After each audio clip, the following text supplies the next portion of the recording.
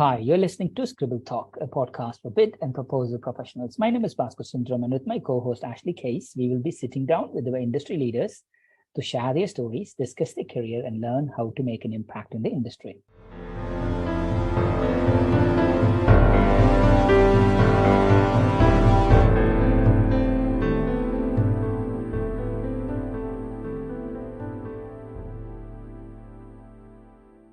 Today's guest is Sangillo Weidling. Joe is the Senior Director of Bid Proposal Operations at Discovery Education, a leading edtech provider of digital curriculum solutions throughout the world. Joe manages a team responsible for crafting winning proposals for Discovery Education's products and services to school districts and state and national departments of education.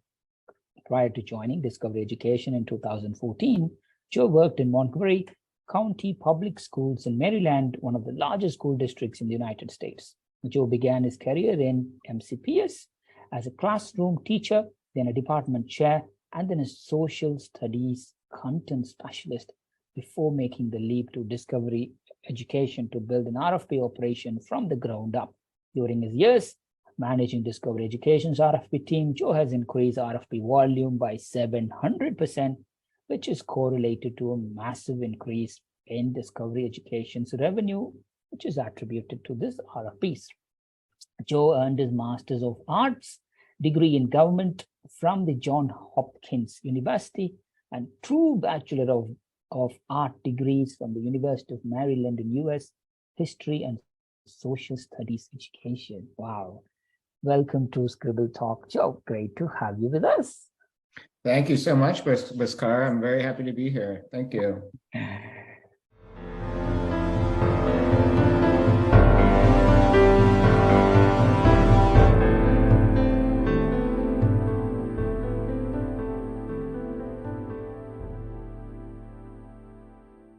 Joe, let's talk about, I know you are a teacher, you have seen a lot more, but let's talk about your school life.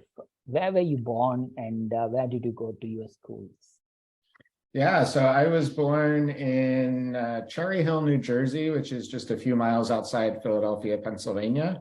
And so I was born and raised in New Jersey and went to, Catholic grade school, public high school, and went to the University of Maryland for my undergrad. Like you said, I got, 2 bachelor's degrees, one in social studies education, the other in U.S. history, and then began my teaching career in Montgomery County, Maryland, which is just right outside Washington, D.C. Wow. So how was it? Do you have any early memories of your childhood? Oh, sure. I mean, when I when I think about my career, I mean, my little sister, we played school for years. I always joke that like we played school for an embarrassingly long amount of years. Like I was a teenager playing school with my little sister. So, I mean, to have this long career in education, like that's where it started. We just liked playing school, and my mom would go to like the school supply shops and buy us, grade books and red pens, and we were pretty serious about it. Wow. Now, when you played school and then you end up being a teacher in a school, fast forward, that's such a classic. So, why did you choose to do, what did you do? 2 bachelors back to back, or was it a parallel course, Joe? Why the choice between US history? Yeah, that's a great question. It's common for secondary teachers, middle school, high school level, to be required to double major in both education and their content area. So that was the case at the University of Maryland. If I wanted to be a biology teacher, I would have to get a degree in biology or a major in biology and education. And the way that they did it at the University of Maryland is if you were a double major and you earned over 150 credits, I think it was at the time, then they would give you 2 different separate degrees. So knowing that, I was like, I only need a few more credits to reach that level. So that's what I did. It seemed like an easy choice.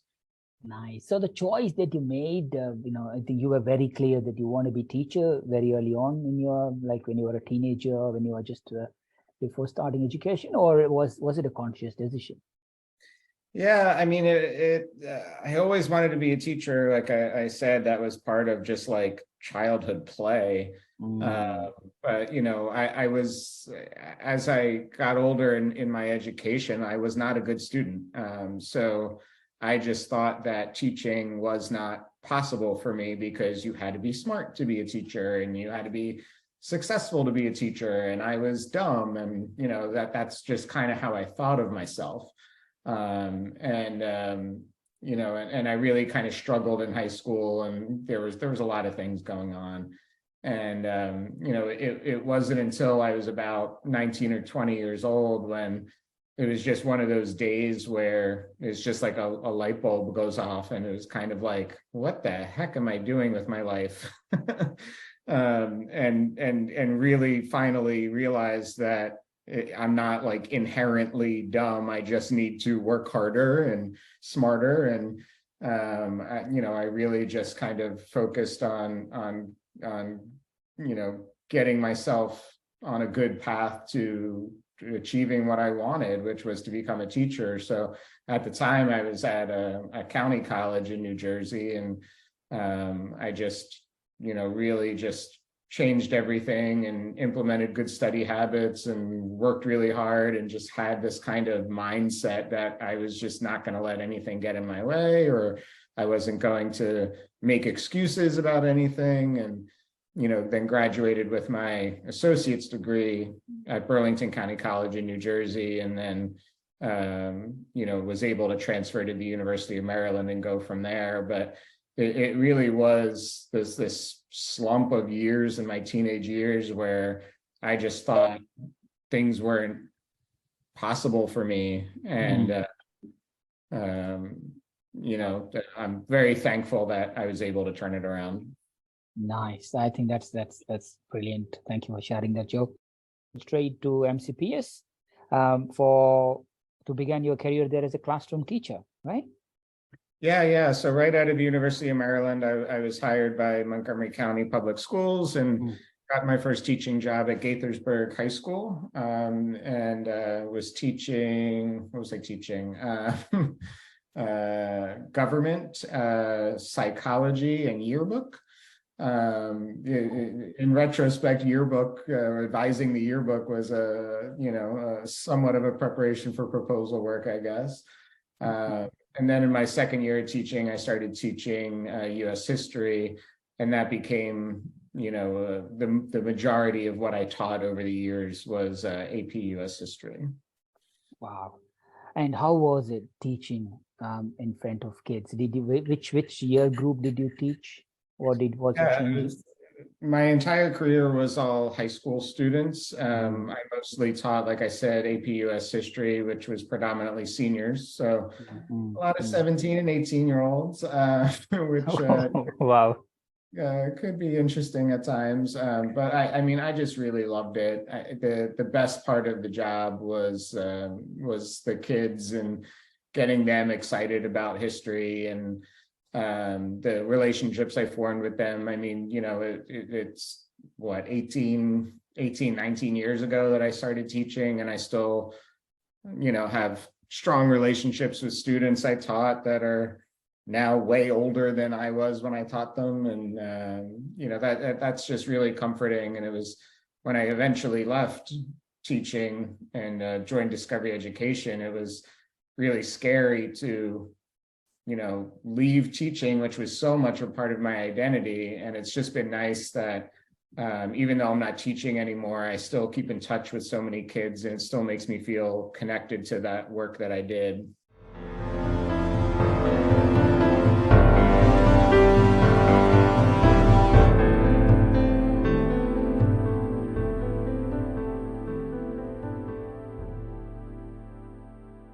So how long were you there in MCPS, and you progressed from class teacher to program chair? Please do talk us through your journey there. Yeah. Yeah, I was at Gaithersburg High School for 4 years, and then I went to Sherwood High School, which is just another high school in Montgomery County, as the department chair. I was there for 5 years, and then I was another 2 years at the Montgomery County central office. And yeah, I think that leap from teacher to department chair, kind of moving to another school, being put as a supervisor of 20 teachers when I was only 29 years old and only had 4 years teaching experience. Wow. It was really scary, and I really had no idea what I was getting myself into. And I was this cocky little kid who was just trying to be ambitious and trying to dream big, and like, oh, look at me, I got this job. And it was pretty evident early on that I had a lot to learn and a lot to grow, and I did it. And so I'm so thankful that I did it. I learned so much and had really wonderful experiences with helping kind of manage the team. And but there were a lot of growing pains, just as there was when I came to Discovery Education. Like when you take on a really big challenge and you stretch yourself, and you're not sure if did they make the right decision in hiring me, because I don't know what I'm doing. Like, boy, I mean, I just, the amount of growth and satisfaction in the journey, it's just so immense, and really formative years of my career there, those 5 years at Sherwood. I mean, I think the challenges that I faced as a proposal manager, I was so much better positioned to tackle those challenges because I had gone through something similar when I became a department chair, and I didn't throw my hands up and give up, and run the other way. I did what I had to do to learn what I needed to learn to get the job done successfully. And so I think there was a lot of kind of muscle memory there of those two experiences. Totally. Joe. That was the inspiration. I think, being a teacher to 18, 19-year-old, shaping their career, shaping their future thinking, I think you're blessed. I mean, yeah, I'm 100%, your students would have been, I'm sure they are doing well. And at what point in your career did you decide, okay, I've been doing schools teaching, I'm enjoying as much as doing the best for the kids, best for yourself. And when did you switch to Discovery Education, and why?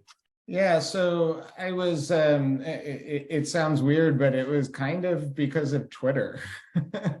So I was, I became involved in this Twitter chat community for social studies teachers, #SSChat. And, it's a group of social studies teachers that connect through that hashtag on Twitter, and they post, things about the profession and best practices and tips and stories and sharing resources. And it was just a wonderful way to connect with people, predominantly US, but throughout the world as well. And then I was invited to be like a co-leader of that. So I facilitated those Twitter chats, hosted them some weeks, but was doing a lot of the work kind of behind the scenes on setting up the chats and arranging hosts and topics. And we planned some in-person events, and that caught the attention of the VP of marketing at Discovery Education. And they were looking for just a contract worker, super part-time, to help them with promoting Discovery Education Social Studies Textbook, which is a digital social studies textbook. One of the core resources for Discovery Education. So she hired me to do that, and it was going very well. I was writing blog posts about history topics and connecting it to social study, Discovery Education social studies resources. I was doing tweets and Facebook posts, a lot of like this day in history, and I loved it. It was fun. It was rewarding. It was like 5 or 10 hours a week, and that was it. And I was doing that for a while, and was just starting to think about where I wanted my career to go. And I made a decision kind of early on in my teaching career that I was not going to get my administration certificate. I really didn't have an interest in being a principal. So I just kind of closed that career path off for myself. And so when I'm, 12 years in Montgomery County Schools, it was kind of like, well, I always want to challenge myself. I always want to grow. I don't know what else to do. Because I was, I was a teacher, I was a department chair, I went to central office as a content specialist. I was 12 years in, and I thought, well, if I have a 35-year career, like if I want to take on new things and new challenges and new opportunities, I just really don't know what's left for me. And I had this little side gig with Discovery Education, and thought, that could be an avenue for, a full-time job. I began discussing it with them, thinking that I would potentially land a job in their marketing department. And that wasn't the case. And I think they were very interested in me for that role. And I was talking to the VP of marketing about it quite a lot, and but they just didn't have an opening at the time. And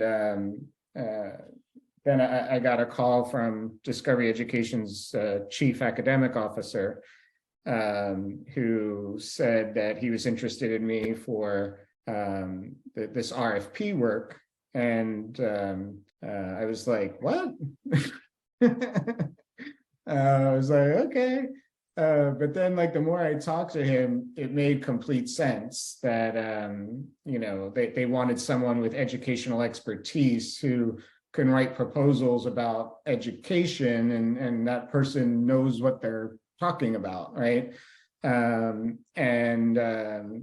so the opportunity presented itself, and I had to think kind of long and hard of, do I really want to leave, the school system? Do I really want to leave teaching? And it just made a lot of sense for me to, if I was going to jump into the corporate world, let it be in the lane of education, where I'm still applying everything, my foundation that I built my career to that point, that those skills could be transferred, instead of like just starting something completely new out of nowhere, right? And the thinking was, the position that became open for RFPs, that would get me in the door, and then I'm in the company, and then we'll kind of see where I end up. And 8 years later, despite opportunities to move out of the work, I've stayed in this work because it's my blood, sweat, and tears that built the work, and I didn't want to give it up.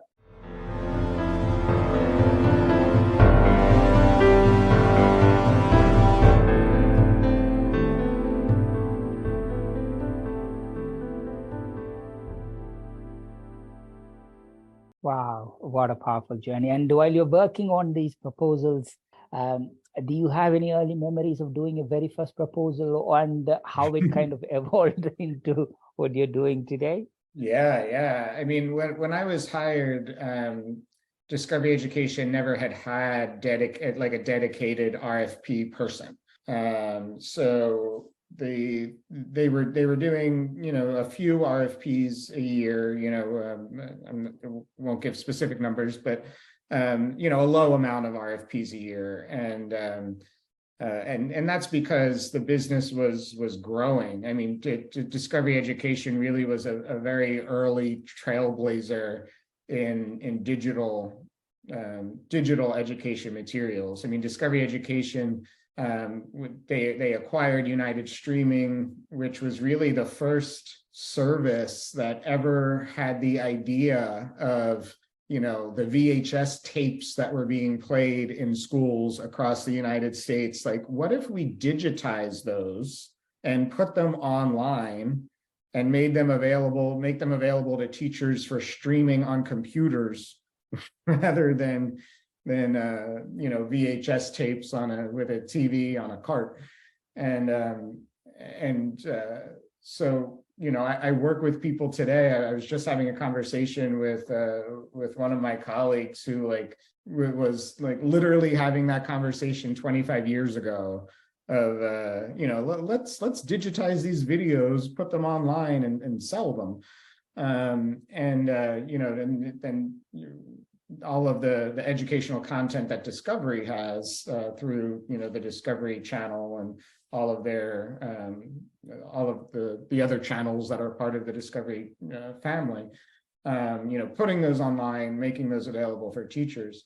And that's a supplemental service, which is less likely to go to RFP. But you know, around 2010 or so, Discovery Education started investing in core resources and math textbook, social studies textbook, especially science textbook, with like replacing a traditional textbook with a digital interactive textbook. And as that work really grew, the need for you know, RFP responses just increased. And at the time, the legal department of Discovery was managing the RFPs for Discovery Education. You know, obviously legal experts, but not experts in education. And so they were just, you know, they had the mentality, with the correct mentality that like without a dedicated RFP team, we're leaving money on the table. Why would we leave money on the table? If we have somebody who could really go after these RFPs, we're going to write our RFPs better. We're going to win more of them. We're going to know about more RFPs that maybe we wouldn't have known about before. And I mean, when I tell you, everyone was just so excited when I was hired because the position never existed before. And so when I started, I was like, sure, I know about education. I don't know jack about RFPs, proposals, procurement, contracting. And I just had so much to learn. And I'm so thankful that people believed in me that I could learn those things. But it was really hard. And you know, those first few RFPs, I think the hardest part was and continues to be, but you know, is now I'm pretty confident I know what I'm doing, is you don't know what you don't know. So the way that I sometimes compare it is when I was a teacher and I had 120 essays to grade, yeah, that's very stressful. And I would stay up until 2 a.m. with my red pen grading essays. But like, I knew exactly how to do that. I knew how to grade an essay about the causes of the Civil War inside out and backwards. It was just a matter of like the time commitment to do it in relation to everything else that I had to do. But with an RFP, it's not like how am I supposed to know that there is this legacy pricing agreement? How was I supposed to know that it had to go through this person to that person and that, you know, we had to take exceptions to this or what have you. And so I would do a draft of a proposal and get feedback on it and be like, how was I supposed to know that? And that was very frustrating. And but like a super valuable learning experience. The SVP of contracting and compliance just kind of took me under her wing, and she would review my drafts. And it was like when you're a kid and the teacher gives you your essay back and it's, you know, just drowning in red ink. I would get those proposals back marked up with a pen like an essay. And and I would be so upset with myself of you know, oh, I should have known that, or well, how was I supposed to know that, or and then just like every single proposal just kept getting better and better, and the quantity of red ink became less and less, and it was the best learning experience. And then, you know, a few months in, when RFP awards start rolling in, which is such a great affirmation or reassurance that like, okay, I'm doing this, I know what I'm doing, I'm learning, I'm growing. And it just has just continued on that track since. That's beautiful. And then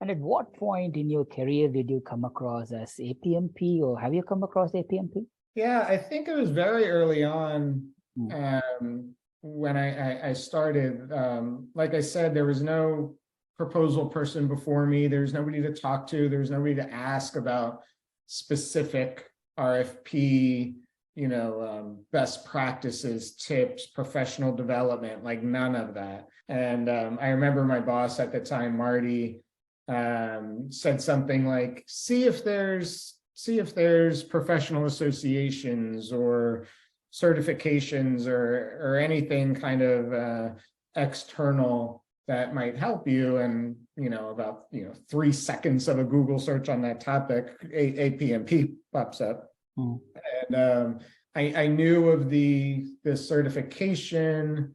I think I joined around that time.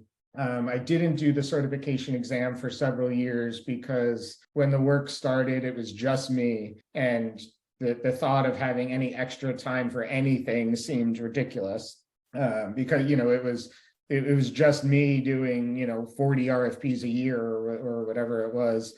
Where 2-3 RFPs due on the same day, like, all on me. I didn't have time for anything that seemed extra, even though it would have been super, super helpful. But one of the things, there are many things I'm so appreciative about with Discovery Education, but whatever I needed along the way, they have given me. And, when the volume of RFPs grew and my responsibilities expanded, the team grew, and I was able to bring on 1 person, and I was able to bring on 2 people, and I was able to bring on 3 people. And once it was not just me managing RFPs myself, but I was managing a team, then it became even more important of, am I teaching people the best way? Am I using industry best practices versus these processes that I just kind of developed with duct tape and paper clips, right? So I really wanted to make sure that my workflows and processes were in line with the industry, were in line with best practices. And that's when I really just dug into APMP a little more. That's when I became certified. And just where I met you a few weeks ago at the Western Chapter Conference, I was like, let me seek out opportunities like that to talk to industry colleagues and participate in sessions, hear from people, which was really valuable, and how it impacted the work. Sometimes I feel like there's a fear going in that, I do proposals for school districts. APMP must be all about federal contracting and like aerospace engineering or, proposing to the Pentagon. And there's not going to be a lot of applicability to my work. And I was just wrong in that assumption. Things from the training for the exam and the exam that just kind of like stick with me to this day, which is like, features tell and benefits sell. I'm just like, that's in my head every single day now in my work, which has strengthened the way that we craft our solutions to school districts. Not just telling them what a feature is, but framing it as a benefit that is a solution to their need. It's just a really easy kind of mindset that's really good for, coaching my team members. And just that little thing has been so beneficial. But, all sorts of other things, strengthening executive summaries, and I could go on and on and on. But it really was a help when for someone who's just doing RFP work by themselves like I was, or managing a smaller team like I am, to have those external resources to provide some professional development specifically on proposals. Because on the outset, I just thought there can't be that much out there on this subject, and there really is. You just need to look for it and know where to go and know who to connect with. Wow, what a journey from being a teacher to doing proposals and from there to a PMP and doing everything from there. Thank you. I think we talked a lot about your professional career so far. Joe, tell us 3 things not many people know about you. Oh boy, I'm kind of an open book. I feel like people know a lot about me. 3 things people don't really know about me. I mean, I would think that kind of, people who are close to me know, but I don't think it's evident to a lot of people just that kind of turnaround story of, when I was in high school and how I almost didn't graduate high school, and my class rank was 400 out of 417, and there were 400 kids ahead of me and 17 kids behind me. I mean, I was really at the bottom of my class and was just really depressed for a lot of reasons. And I think when you see somebody who just is kind of like a go-getter in the business world, you don't think that they would have had that beginning or that kind of story. And when I went on to county college, I was almost kicked out of county college because my grades were so bad. I was on academic probation at county or community college, and to be where I am today, it's just like I always want to just underscore with people the little voice that tells you can't, like, is so wrong, and it's so limiting. And the power you have within yourself to be your best advocate, and I said something to my students years ago, which was, if you don't like something about yourself, change it. And a little bit, months later or something, I saw a kid had wrote that quote down and put it up as a poster in the hallway. If you don't like something about yourself, change it, Mr. Sangillo. And and that's kind of just been a mantra throughout my life, but in my adult life, I would say. I think people don't really know that unless I tell it to them, and it's kind of like a whoa, to go from where I was to a master's from Johns Hopkins to this career at Discovery Education. It's been a wild ride.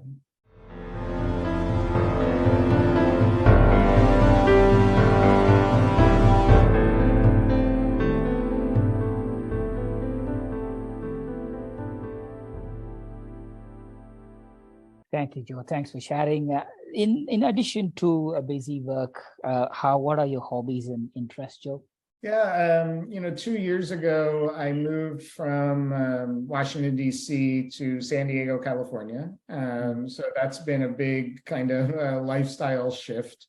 And I'm thankful Discovery Education allowed me to keep my job and work remotely from San Diego. So when I'm not working, I'm really just kind of learning my new city and enjoying the kind of new climate of warmer weather and beaches and palm trees and dog parks and breweries. And my husband and I are really enjoying that. We just bought our first home together about 6 months ago or so. So we've been really busy just kind of setting up a new home, and we have a big backyard, which we've never had a house before. We've never had a backyard before. So a lot of times it's, watering plants and planting flowers and all that kind of fun domestic stuff.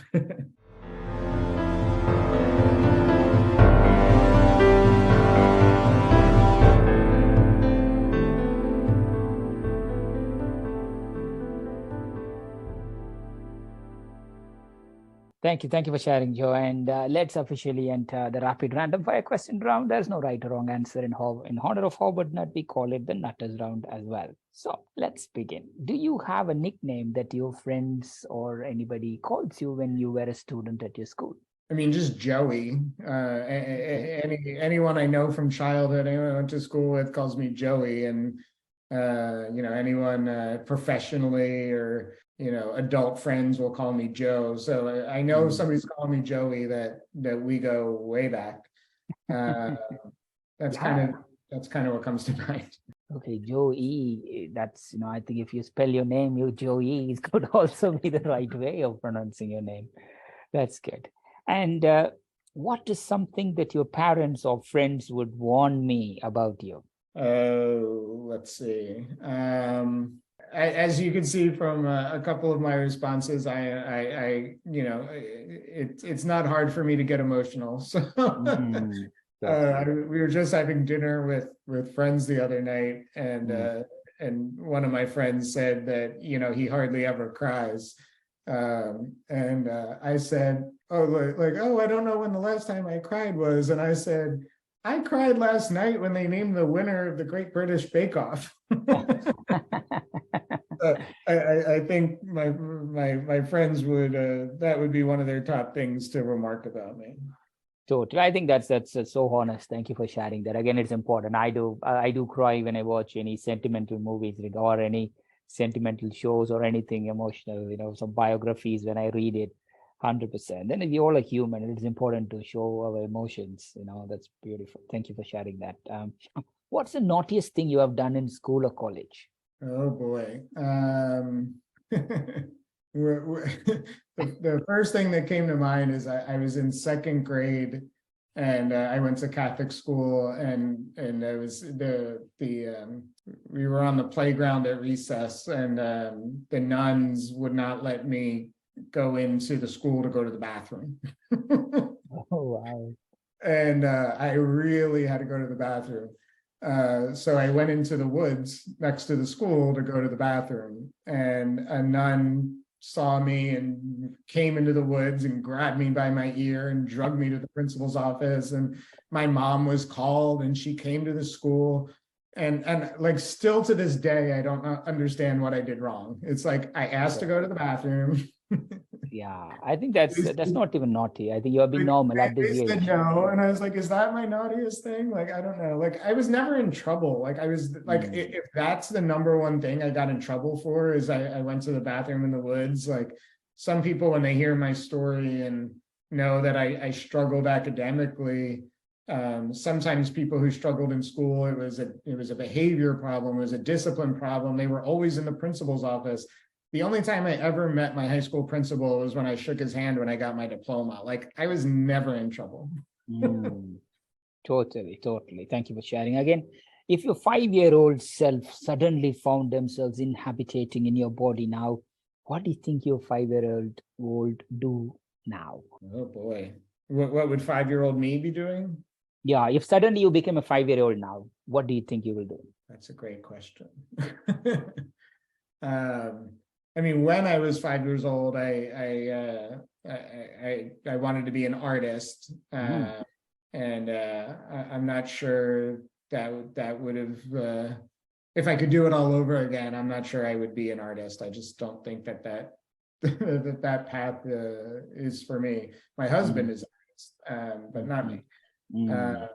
Yeah, I mean, in some ways, I would want to say like, oh, I would do everything differently, and I would get straight A's my whole life, and fix everything that I feel like I did wrong. But in other ways, I'm thankful for the journey, and it's given me a mindset and a set of values that I'm very appreciative of. So I'm not sure how much I would change that.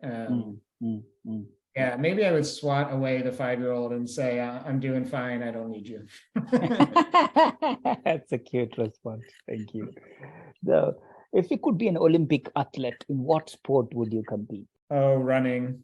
Marathon running. Yeah. I about 10, 11 years ago, I started running, and ran the Marine Corps Marathon in Washington, D.C., and ran about 15 half marathons through the years, the past 10 years or so. But I've really fallen off from it the past few years between the pandemic and I sprained my ankle, and so the running has really slowed.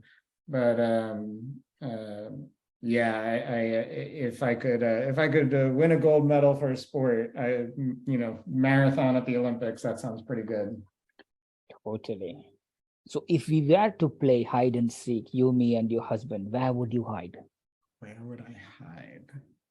Where would I hide? I don't know. I'm thinking high up in a tree because no one would expect me up there. I think you can climb up, but can you climb down, Joe? Then I would scream for help. Exactly. That's what I did once. I just climbed up to a very tall tree. Then I realized how tall I was in the tree. Then looking down, I couldn't come down. So, okay. So if you could make a rule for a day and everyone had to follow it, what rule would you make? Like if I could just make everyone empathetic, that would be great. Just, put yourself in other people's shoes, and whether it's personally, professionally, in society, I'm thinking about what we're dealing with now with the in the aftermath of the shooting in Colorado at the the gay nightclub, and all the rhetoric around LGBT people, and just think of what it must be like in other people's shoes. Some people have that, some people don't.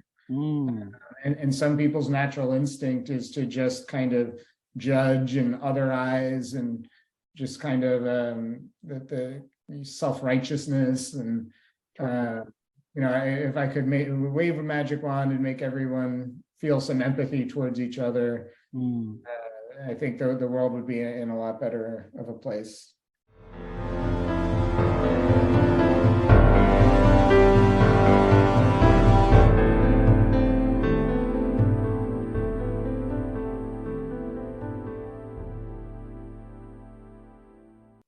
That's a very powerful message. Thank you for sharing. Joe, again, when you found out your relationship, when you and your husband got together, did you have to face any discrimination or anything within your own community, within your friends, family, surroundings? Was it a straightforward experience? I've been out for 20 years, and I met my husband 6.5 years ago. There's been all sorts of things, both kind of personal family stuff. I'm very fortunate that I have a lot of love and support from friends, from family. Very, very kind of blessed and privileged there. But there's been things, and in my teaching career, there were incidents, episodes that were very uncomfortable, or I felt that I was being treated unfairly. I will say I've never felt that at Discovery Education. And that's been really kind of powerful, where, when I was in the classroom, when I was in a school system, there was more of a need to, people were more scared about that topic, or,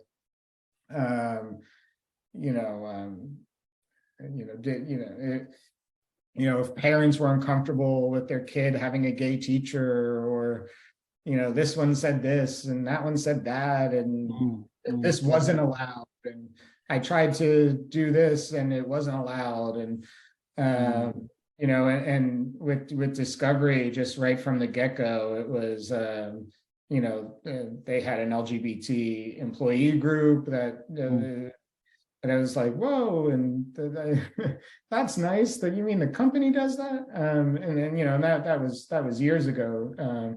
And now it's just we're just miles ahead of where we were. And we have a little discovery education group of LGBT employees, and we have a little Slack channel for us, and there's 30 of us. Wow.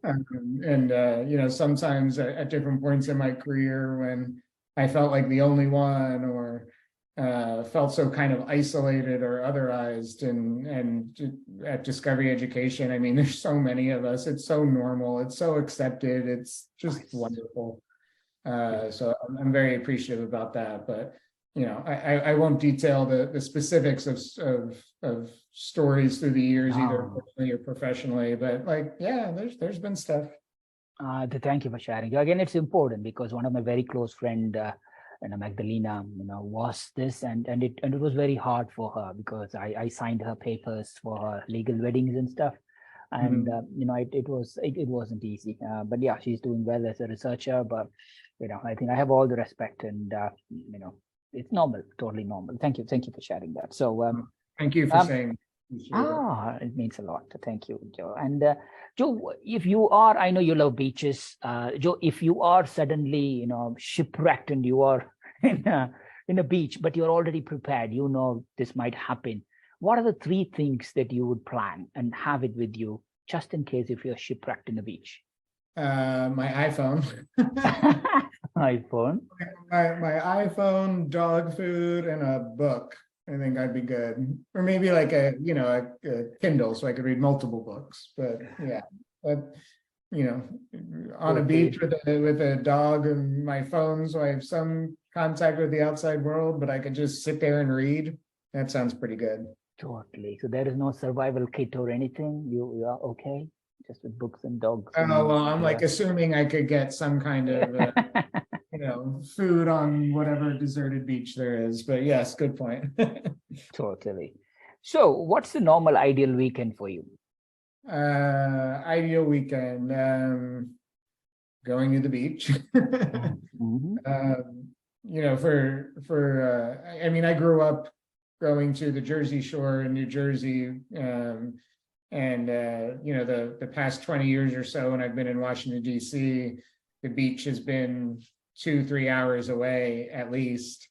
And now that the beach is 10 minutes away, that I live in San Diego, I'm just, that just makes me really happy. So ideal weekend, beach, a brewery, a dog beach. San Diego has really great dog beaches.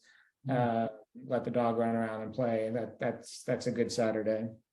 So do you like cooking? If you are invited, or if I visiting you, what will you cook for me? I would cook you lasagna, Pascal. That's my specialty. So you're welcome anytime in San Diego. I make a mean lasagna. Oh, thank you, Joe. Thank you. Is there any food that you dislike? I do not eat meat. I kind of new at that. I gave it up about 2 years ago. I still eat seafood, but I stay away from the meat. So, but I promise the lasagna is still really good. Thank you.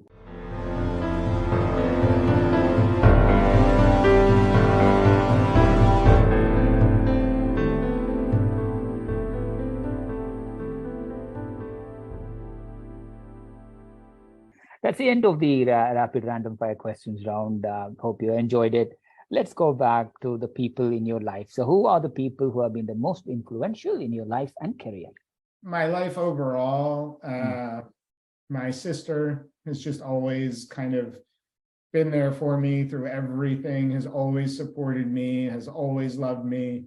When I said I had that day where it was like a light switch and I just turned everything around and decided to really just, push forward on becoming a teacher, it was because she wanted to be a teacher, and I went with her to an open house for colleges, and I was just so inspired by what she was about to do that I was just like, me too, let's do it together. we started teaching the same year, and she's just been my best friend forever. And I think professionally, there's been a few people that have really kind of helped shape me. I've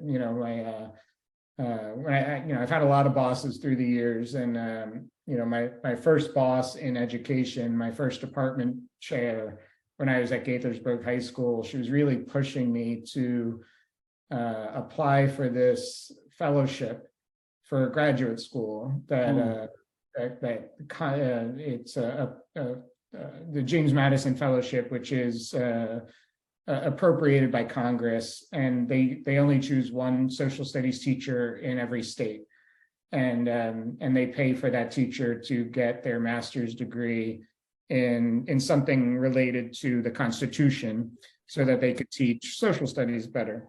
And she kept saying, "Joe, you should do this. Joe, you should do this." And it was like 2 days before the application was due, and she's like, "Did you send in your application?" I said, "No, I'm not doing it. It's just silly to think that I would even have a chance." And she literally like grabbed my shoulders and pushed me down into a chair in front of a computer, and like made me apply, and I got it. And it was the first time that, like, in my professional life, that somebody knew I had something in me more than I thought of myself, right? And that kind of just set a precedent for my career. Like, when I think I don't have a shot, when I feel like I'm not good enough, like, try anyway, stretch, grow. And so I'm so thankful to Nancy for that. And and Marty Creel was my, that chief academic officer who called me from Discovery and said, "Hey, I have this job for RFPs I'm interested in you for." And again, it was like, what? Me? What? And again, it was somebody who kind of saw something in me that I didn't yet see in myself, and knew that I could excel in the work. And that really just revolutionized my career. And my current boss, Travis, I think when I started under the chief academic officer, and that was basically like placed on the products team. And I'm sure it's not uncommon in proposals to kind of be a hot potato of where exactly do you sit on an org chart. And well, I so appreciate the years that I had with Marty on the curriculum, the product and curriculum team. My current boss, Travis, who's the head of our operations for Discovery Education, brought me to his team 3+ years ago, and really gave me that lens of sales and operations, and how valuable that has been. Because how can I really do my work in proposals if I don't have that kind of exposure to the sales world, empathy for what salespeople do? I'm literally signing their names on their proposals, but I didn't have nearly as much understanding as I do now of the way that sales works. And I really credit Travis for that. And that has helped my career grow quite a bit, because before, when I felt like I was just this sort of RFP writer, like a monk in a tower scribing RFPs, and no one really knew what I was doing, and I was sort of more shut off from the rest of the company. Travis has kind of given me that exposure to all aspects of the business, and has kind of increased my profile within the company. So I've had 2 really great bosses at Discovery Education, and really valuable ways of giving me opportunities to shine and grow.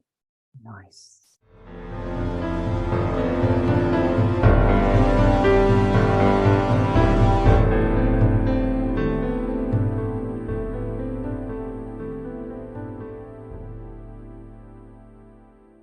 Thank you, Joe. I think, you already have abundance in, again, your husband, your dog, Teddy, your sister, your colleagues, your past colleagues. Again, I wish you the abundance continue even more, and You're blessed with all the love and support, Joe. All the love and support. Joe, as we end the podcast, Joe, is there any part of your life or career, or is there anything else you would like to share to the podcast listeners? Yeah, I mean, the only thing that really comes to mind is that idea of proposal work could be so varied depending on what industry you're in or what company you work for. And, if anyone had that mindset that I did, that like, oh, I'm not sure APMP is applicable to me because what I do is so particular or so, unique, or, wipe away those assumptions, form those connections, and be a sponge for the resources and the experiences and the colleague connections that APMP can provide you, because otherwise, what professional development are you really getting with proposals? Usually it's something you have to seek out for yourself, and if you are seeking it out for yourself, APMP is there for you. That's a beautiful message. Thank you very much, Joe. Thank you for your time. Wish you, your family, your loved ones, your colleagues, all the good health and happiness. Stay healthy, stay happy, continue to inspire us. Thank you so much, Joe. Thank you for your time. This was such a pleasure. I really appreciate you reaching out and your kindness and your generosity. I really appreciate it. I'll never forget it. Joe, thank you, and happy Thanksgiving, Joe. You're just 1 or 2 days away. Happy Thanksgiving to you. Take care. Thank you, Joe. Thank you. You too. Bye-bye. Bye. To our listeners, thank you so much for tuning in. Please visit batchuscribble.com/podcast to listen to this episode and check out any of our other previously recorded episodes. If you've enjoyed today's interview, don't forget to subscribe, review, and share the Scribble Talk podcast. We hope you'll check out our next episode where we interview another industry expert and special guest. Until then, it's Ashley Kays, Bhaskar Sundram, signing off.